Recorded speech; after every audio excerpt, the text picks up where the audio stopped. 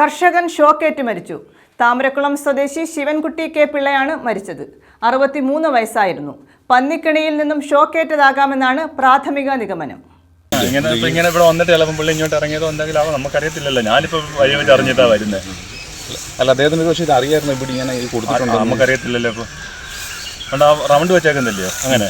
അത് പന്നി വല്ലതും കയറി കുരുങ്ങോലോ എന്തെങ്കിലും അതിന് വെച്ചേക്കോനോ ഇങ്ങനെ കെട്ടി വെച്ചേക്കും. എല്ലാവരും ഇങ്ങനെ ചെയ്തിട്ടുണ്ട് ഇവിടെ.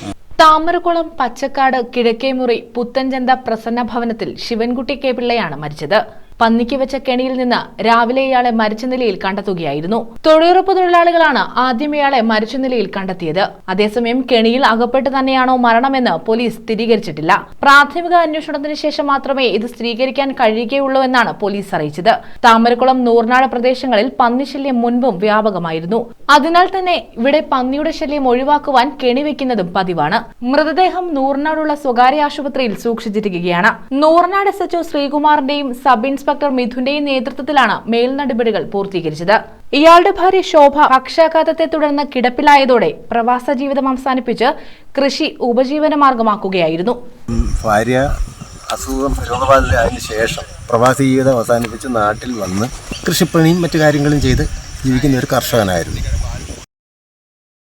News bureau, Charummood.